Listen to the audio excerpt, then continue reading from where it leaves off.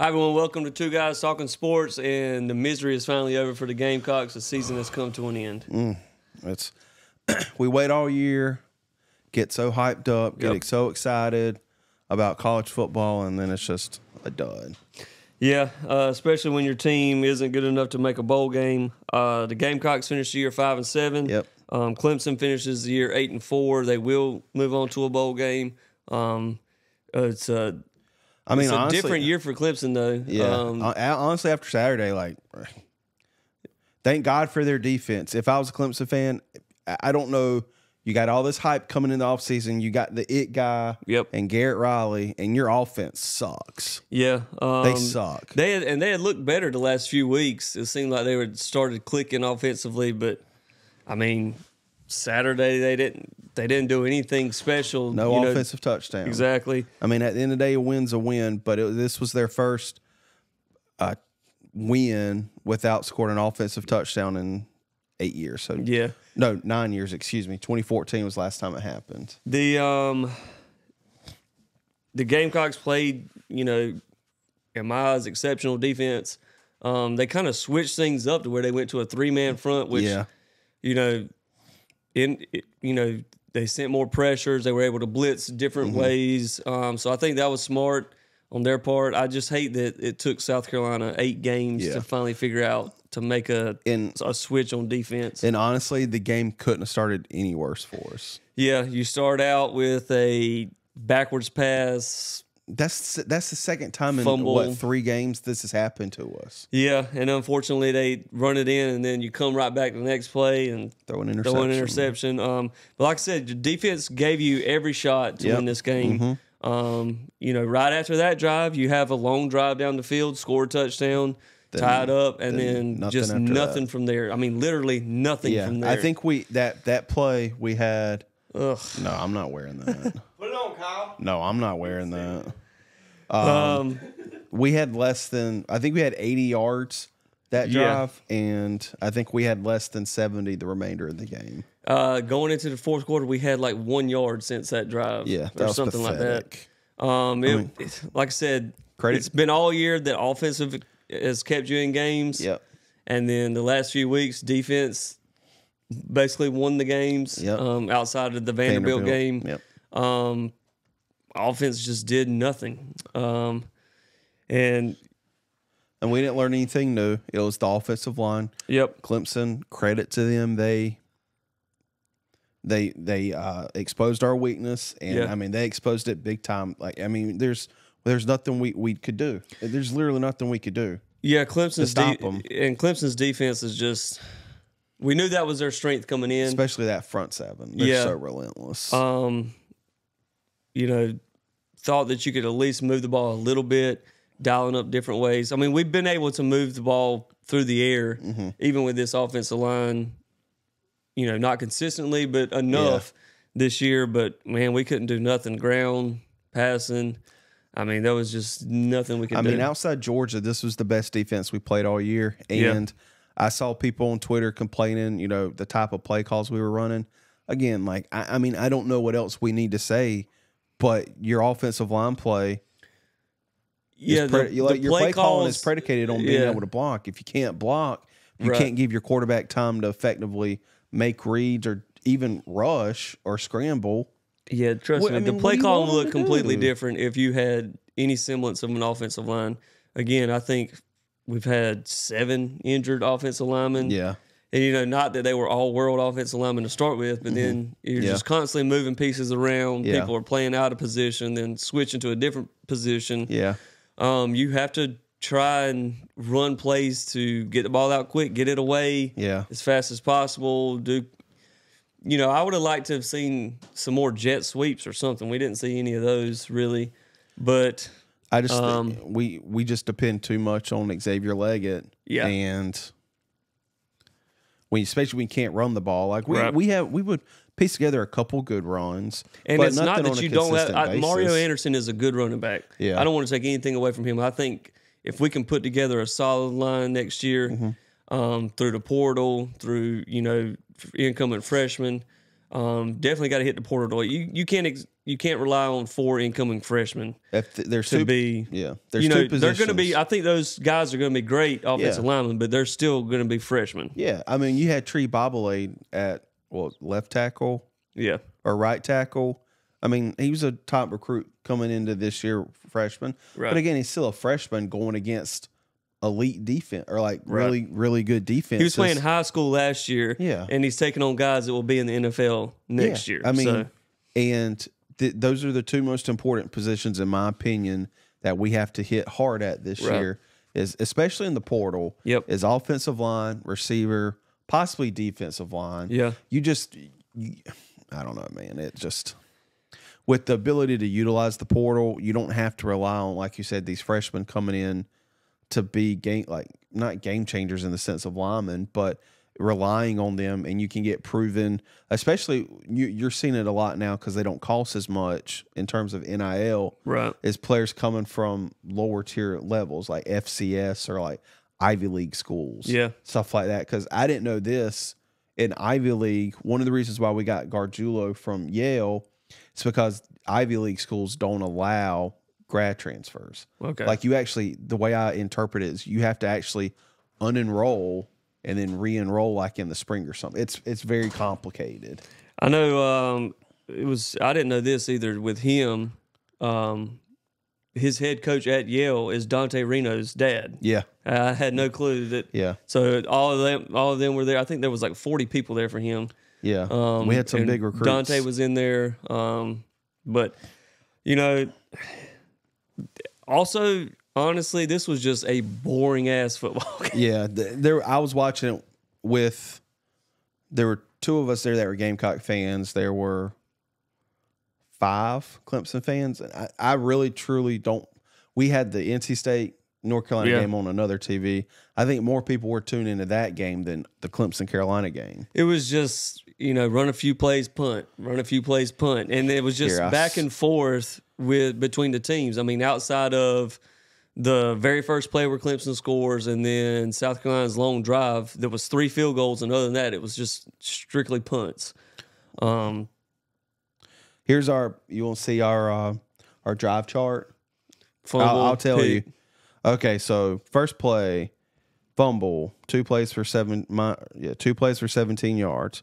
Second play, INT. Third drive, touchdown, 12 yards. 12 plays, 81 yards. And then the next punt. Yeah, it's just punts. Next 8 or 9 drives were all punts. And we had a total of the highest yardage we had gained in all those drives where we punted were 36 yards. Yeah, I mean, it was, but if you just look at the game summary, it's interception, punt, touchdown, field goal, punt, field goal, punt, end of half. I thought I was watching an Iowa game. Field goal, punt, interception, punt, turnover on downs. This end includes of game. Clemson. Right, that was South Carolina and Clemson. That's exactly how the game went. It was I'm not saying this because we lost, but it was a very. I think all Clemson and Carolina fans can truthfully say that was probably one of the worst games. To watch. If you're a Clemson fan, sure, talk junk. You won the game, but to say like y'all dominated or anything like that, like that was a battle of which team sucked less. Yeah. It was really fumble for a touchdown, interception, punt, touchdown for Gamecocks, field goal, punt, field goal, punt, end of half, field goal, punt, interception, punt, turnover on downs, end of game. So Clemson did not. It was awful. It was a terrible game. I saw a tweet where Clemson didn't run a single offensive play in the red zone until the final minute drive and a half of the game, in the final drive, and they're just downing it because we turned it over on downs. It was awful. It was a game where, look, I'm in another group message, and the guys in there that are Clemson fans, they wanted me to be mad, but first of all, the season that we've had, I'm so emotionally disconnected from this just team. Being a Gamecock fan, I'm emotionally you expect numb. it. I'm numb. Yeah, exactly. Like when we played Missouri and stuff, I cut the game off in the second half. I've been emotionally disconnected from this team for weeks. Like 5 years ago, this would have drove me insane losing to Clemson. Yeah. But now it's just like, all right, I expected this from the jump since I watched us play North Carolina. Yeah, it was. And then even more so, that game was just so boring. Like, yeah, I could easily go to bed after that because I was tired. I was just tired of watching terrible football. And like that game perfectly encapsulates, I think, Clemson's season, where I think they're very fortunate that they have the defense that they have. Right. Yeah. If they didn't have that defense, they would be in the same boat that South Carolina is. They would. I truly, with that offense, I don't think they would have made a bowl game this year. No. And because they weren't like, and they want to talk a lot of junk about Rattler, but if Rattler was on that team this year, they'd love to have Cade or Spencer Rattler over Cade Klubnik. Exactly. Cade Klubnik is garbage. You can't tell me after watching that game saying, "Oh, he's going to be so good." Yeah. Screw that. If I was Clemson, I just hate God. I would have to try and move on from him. I hate Clemson so much. I'm tired of pretending. I'm not being unbiased this week. God, I hate Clemson.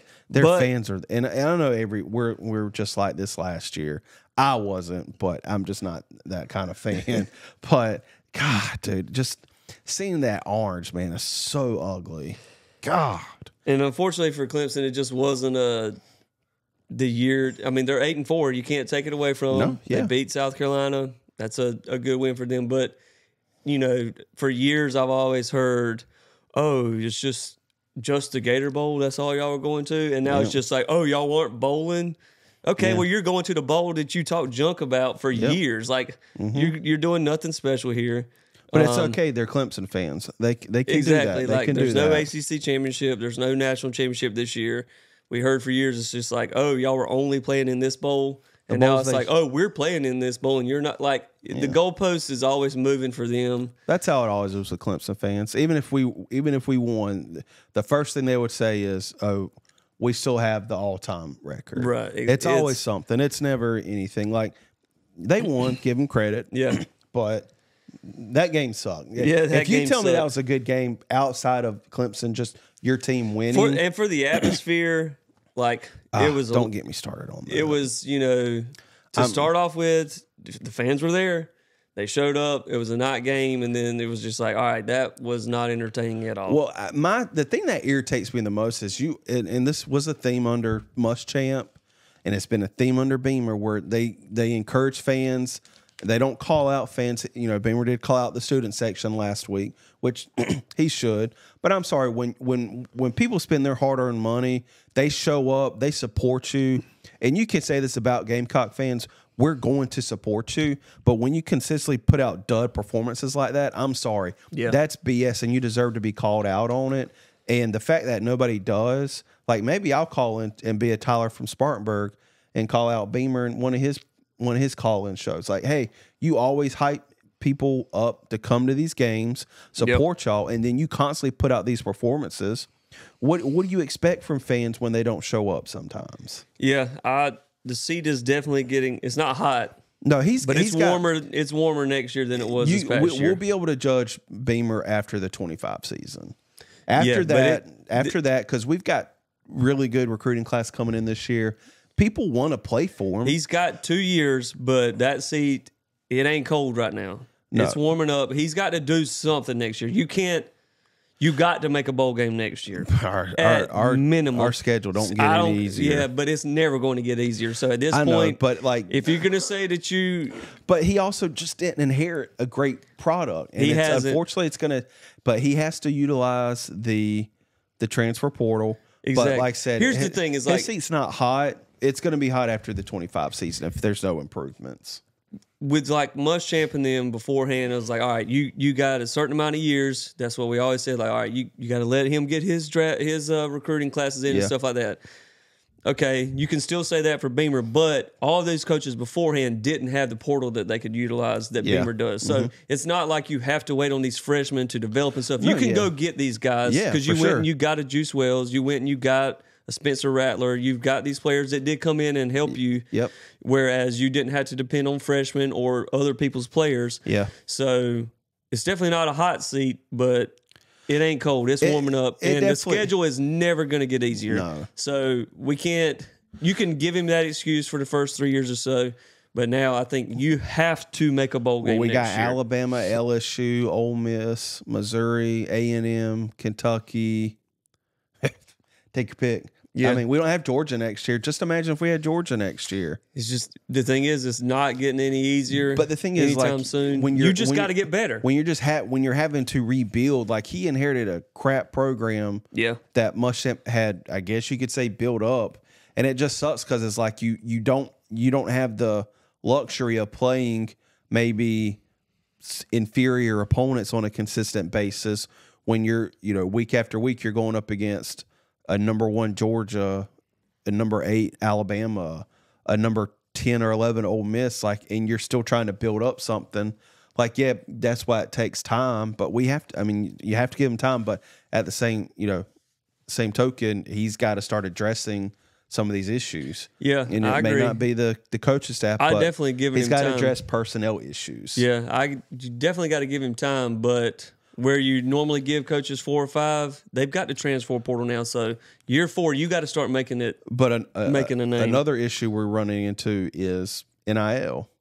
I mean, we're just kind of in the grand scheme of like the SEC, we're at the bottom, or we're one of the teams at the bottom. Yeah, but that's the thing. Like the schedule's not going to get any easier. Your NIL is you're never going to be the top. But the Alabamas and the Georgias and the Texas A&Ms and now the Texas and Oklahomas, but they're always going to have more money. But that also affects us getting some of these top transfers. Whereas, like, especially if they're coming from a big school, like it's going to require a lot of NIL funds or whatever opportunities for some of them. But you are going to have people like Spencer Rattler who said like the place changed his life. And, he wouldn't have wanted to be anywhere else. I don't want to make any excuse. I get tired of making excuses for them. Like, I mean, just be better. But you're coach better. But you're seeing it from a lot of coaches. Like, this isn't anything new.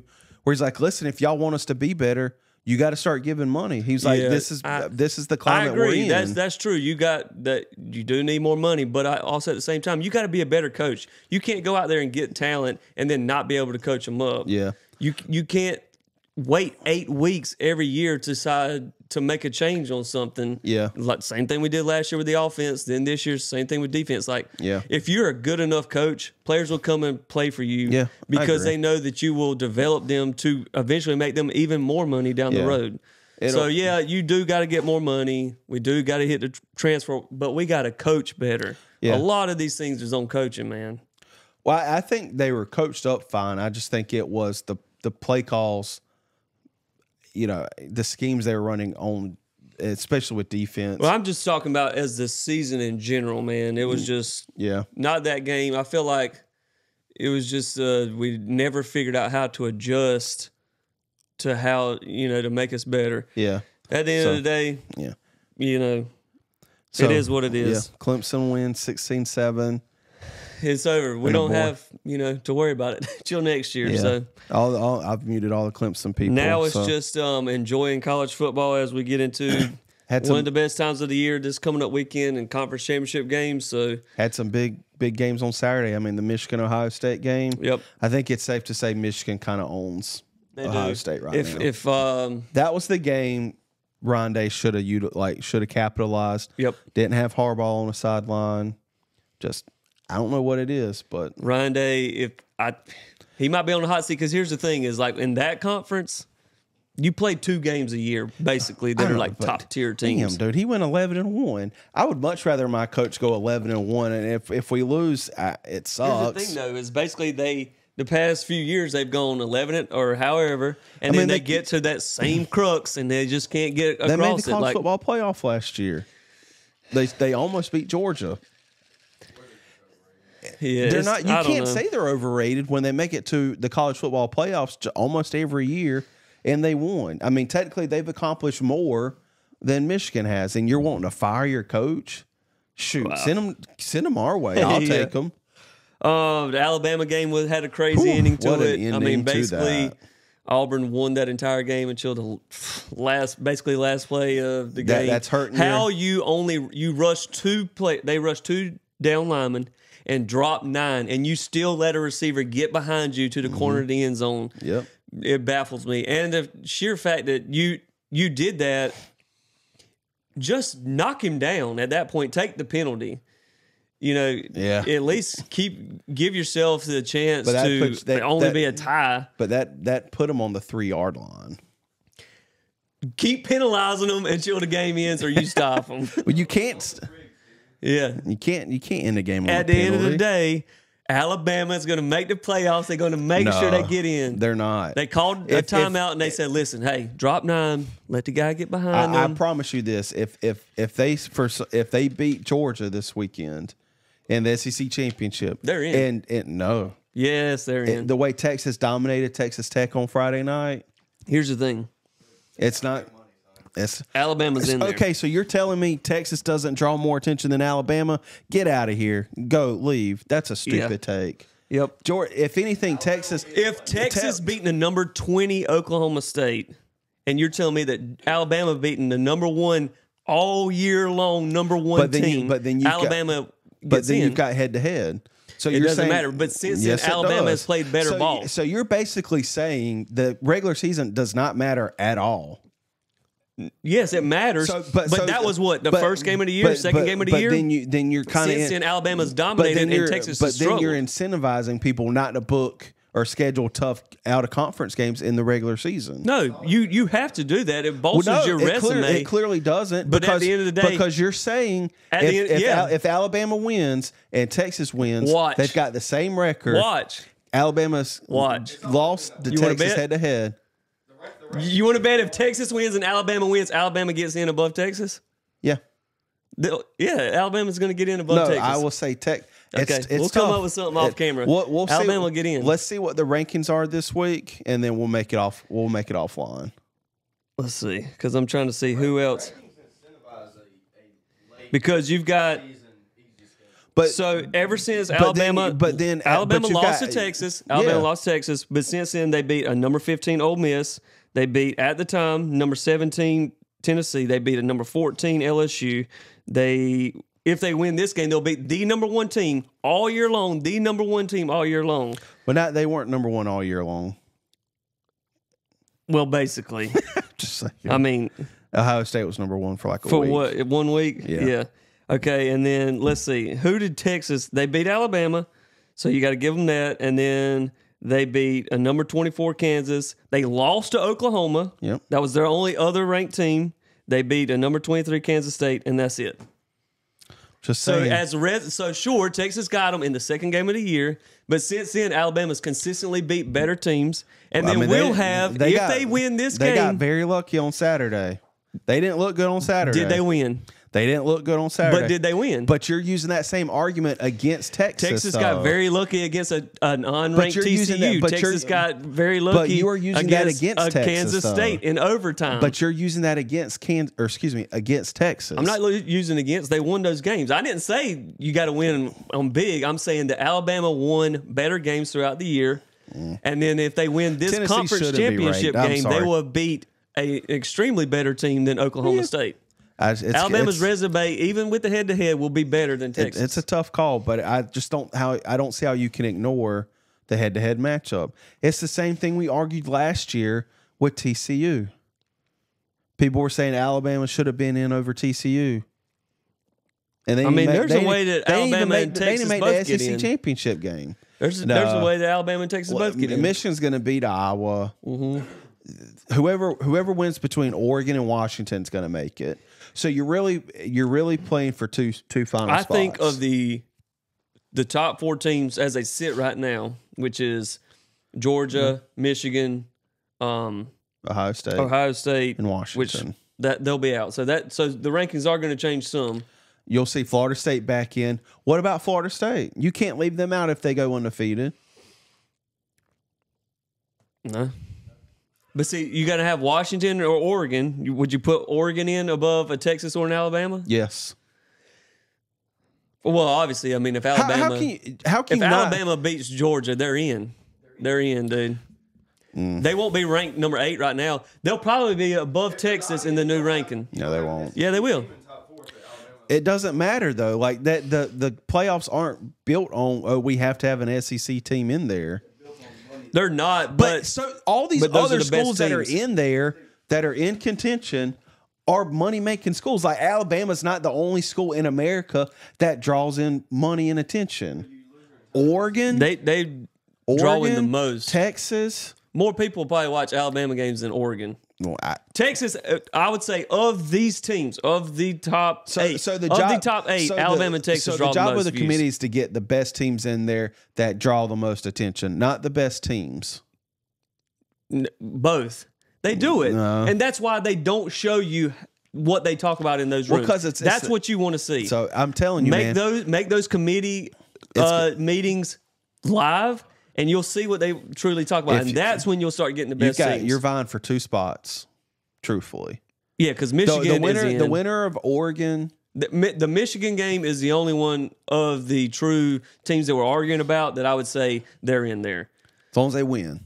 Right, but I mean, come on, it's Iowa. I know. But hey, crazier things have happened. If Georgia doesn't win, it's not a guarantee Alabama's going to make it. Florida State's got a tough game, even though Louisville's coming off a loss.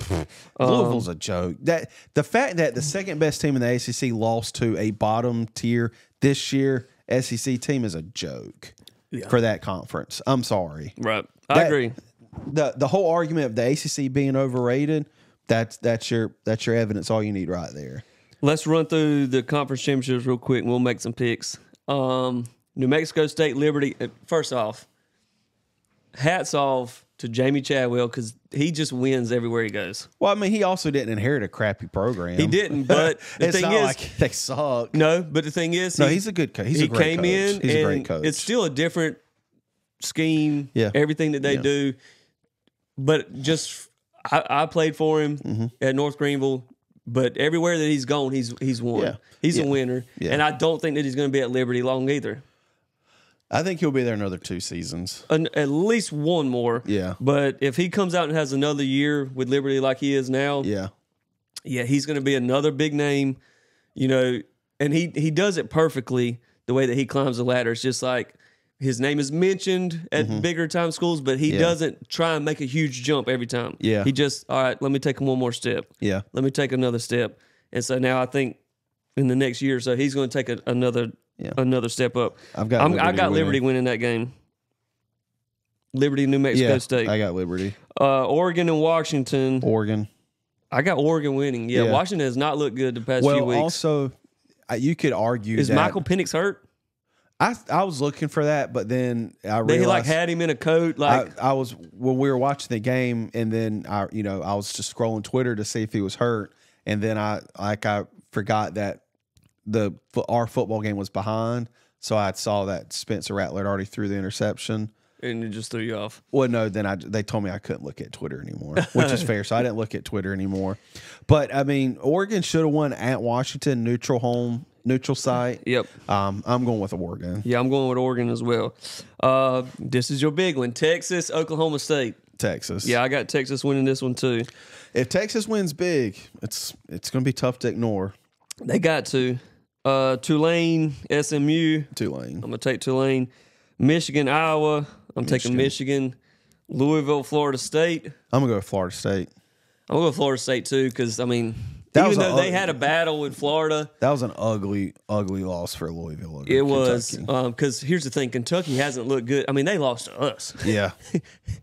You lost to us, and then you come out there and beat a team playing in the ACC championship. Yep. Yeah, I'm going with Florida State. And the game was at Louisville. It wasn't like it was at Kroger Field. And this game, I think, too, means a lot more for Florida State because obviously it gives them a chance to get into the playoffs. If they win, they're in. Yeah, I they believe. win, they're in. Yeah.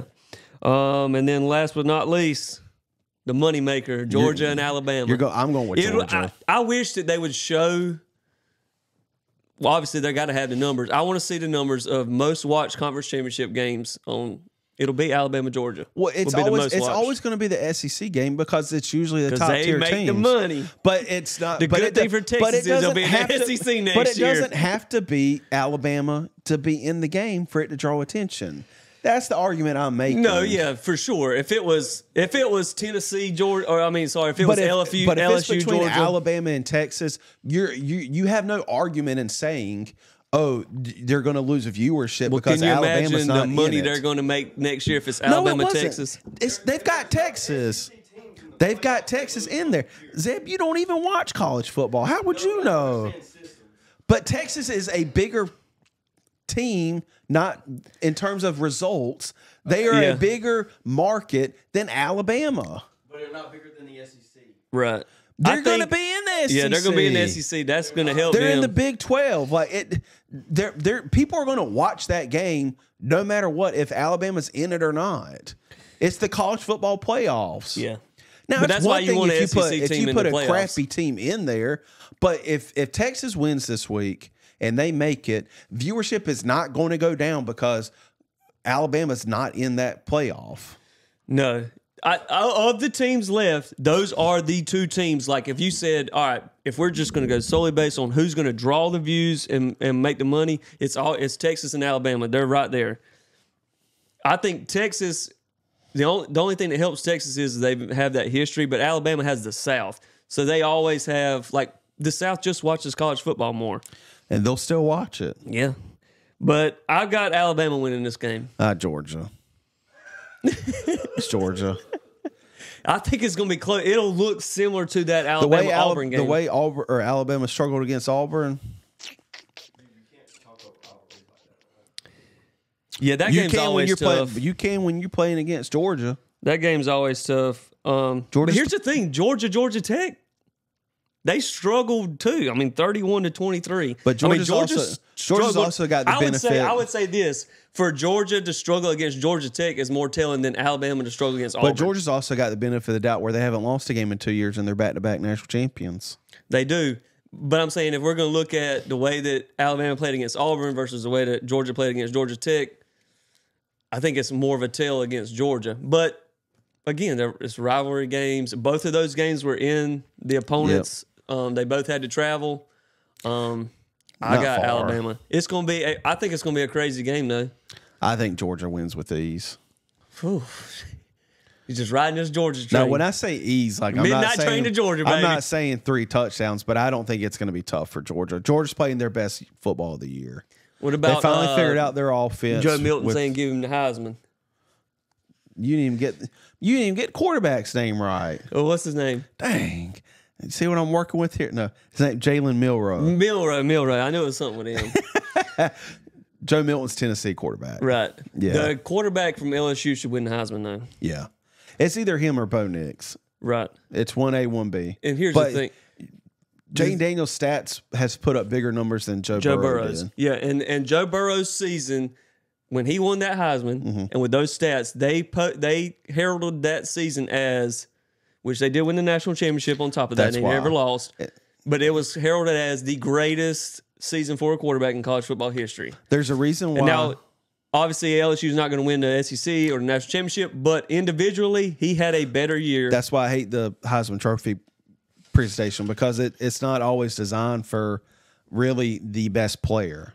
It's the same thing with the NFL MVP. It's designed for the best players on the top teams. Yep. Like you look at some of the court, like Colt Brennan, that was at Hawaii. Like you're just going on pure stats and numbers. They were always top. Yep. But guess what? They never won the Heisman. Yeah, but I think that this year you've got to. I mean, he had the best.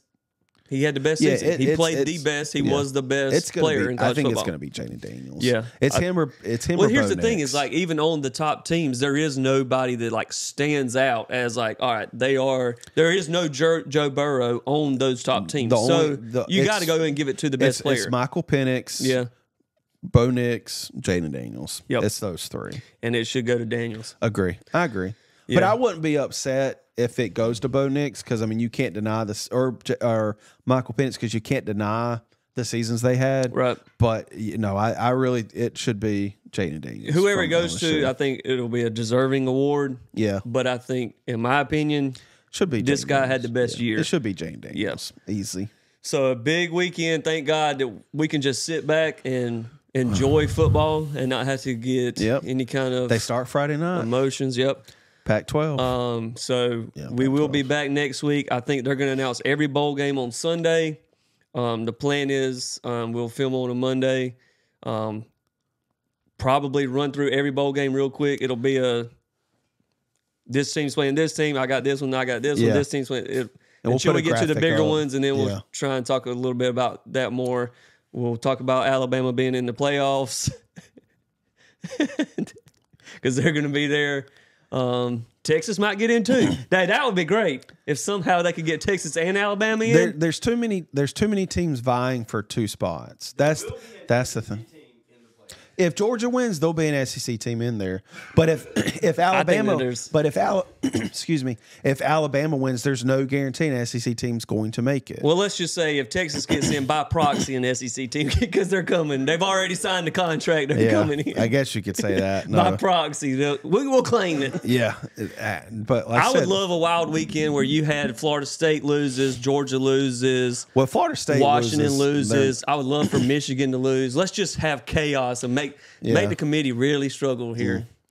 But like I said, I would love, just my last point, I would love for the committee to finally just say, all right, we're bringing cameras in live so you can hear how we actually make these decisions. Yeah. Because at the end of the day, people can say, oh, they're picking the best team. They're picking the team that draws the most views. Nobody really knows until you get in there and hear what they're really saying. It really changes week to week. And it's going to change next year, too, when they expand the playoffs. This would have been the perfect year to have the expanded playoffs. I've been saying it all year because but when you factor that in, you've got the first, I think 5 or 6 go to the conference champions. Then there's like Tulane. I think Tulane would be in there. It's like an at-large bid. I'm fine with that. So it'll be an interesting weekend to see how the games. The playoffs will look so much better next year. Yeah, you could say that. You could say it. But this is also the first year where we don't truly have like a legit top 4. Exactly. And that's why it would have been perfect this year is because there's probably 12 teams right now that on any given Saturday can play. If you had Ohio State back in there. 1 through 8 could all have like an argument to be in the top 4. Right. Or excuse me, 5 through 8. Let me rephrase Let's get some chaos this weekend. I want Washington. I've picked these teams to win, but I want Washington. Well, I picked Oregon. I want Washington to lose. I want Georgia to lose. I want Florida State to lose. I want Michigan to lose. Let's just get some chaos. Yeah. If Florida loses, let's get Liberty in the playoffs. Excuse me. If Florida State loses and Washington loses, then you could possibly. If all that happens, the committee might make a case to get Clemson in there. Clemson fans probably think they deserve to be in the national or the college football playoff. All right, so we'll be back next week to talk about bowls and playoffs. Yep. Thank God South Carolina season is over. Yep. Put me out of my misery. Yeah, thank God. So let's just enjoy some college football this week. See Clemson y'all. fans don't even have to watch. Well, I mean, have anything to care about. So. They're probably still the best team in the country, though. Oh, yeah, exactly. Best team in the country. See you next week. See ya. Oh.